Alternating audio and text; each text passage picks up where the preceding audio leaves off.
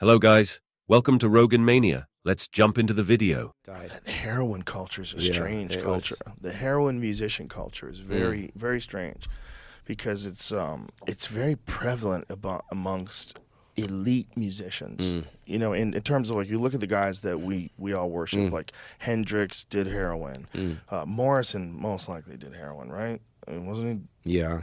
Cobain did heroin. Yeah. Lane Staley did heroin. The guy from Blind Melon, the lead singer of Blind Melon. Yeah. He died of heroin, I think, too. Yeah, it's so prevalent, man. It's so prevalent.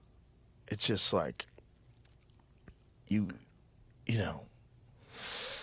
That's one thing. You gotta wonder, like, what is it about heroin and music? Like, there's something there's probably a feel to it or something. I think it's a place they want to go. So I think they're writing, but they feel like, yo, if I do this, I can go even to another level. Like, I don't know. I mean, I can ask Jerry, the guitar player. He'd be a great guy to have on your show. Jerry Cantrell. Ask him how Lane came up with those lyrics. I don't know. If there's something, I think there's something to heroin and its effects on people that we're looking at it only in a negative way. I've never done heroin, but I did do a morphine drip once when I had my knee surgery, and it was amazing. So I would imagine heroin feels fucking great. But there was a guy that I knew that was a pool hustler. He was like a big-time pool player in Connecticut, in the East Coast, and his name was Water Dog. They'd call him Buffalo Bill or Water Dog. And this guy was a heroin addict, and he would go into the bathroom and he would shoot heroin. Fuck. And after he'd shot heroin, he would sit on the bar stool like this. He would sit at one of those billiards chairs. He would sit there like this. Oh my God. I'm not kidding. For like 15, 20 minutes, just sit there like this. Wow. And then when he got out, he couldn't miss a ball. He couldn't miss. So he was gambling for thousands of dollars. There was all these people yelling and screaming. There was so much money involved because it's like this guy who was like a local gambler, George the Greek, was playing against him. And there was a lot of money being bet on this, thousands of dollars. And this fucking guy couldn't miss. He had eyes like a shark, like just like his pupils were fully dilated, and he was just firing balls in. Like he could see where the ball was going with pinpoint precision.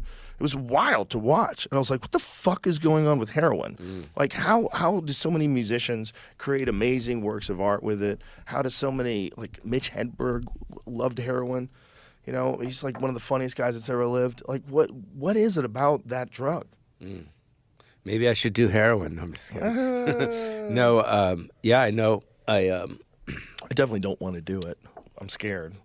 But I'm wondering, like, what is it Are about you scared that? because if you did it, you'd really dig it? Or, yeah. I don't want to do anything that I would really like that can eventually kill you. Right. You couldn't just like, oh, I'm just going to try it? No, it doesn't seem like a try thing. Heroin seems like it's like. What about coke? Have you ever done coke? No, never done coke. Really? No, never done coke. No one believes that, which is very insulting because I tell the truth about everything. But that is the one that I have.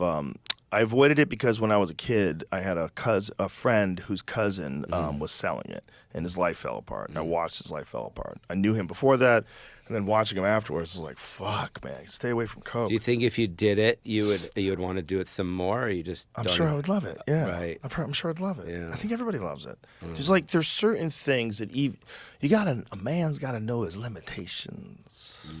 You know, stay away from things like coke. What about also like? Artistically, I'm not interested in anything that makes me more comfortable. I'm interested in things that make me less comfortable. I'm interested in things that make me less secure. That's why I like weed, because it makes you like analyze your behavior more, you know, and see the faults in your own stuff, because you're kind of looking at things almost semi-paranoid. When you write, do you smoke a doobie? Yeah. When I write, right before. Yeah. And what's your writing process? Depends on what time it is. If it's at night and I'm leaving a club, I won't smoke anything. I'm already probably a little high, and I'll just sit in front of the computer and I just start writing. Just start writing. Yeah. Just try to find anything, and all I'm looking for is like paragraphs that I can extract. I'm looking for a premise, and some of my best bits have come out of that, just like forcing it. And then once I force an idea, like get something down, then I start dissecting it and chopping it up, and then get it to a place where I feel like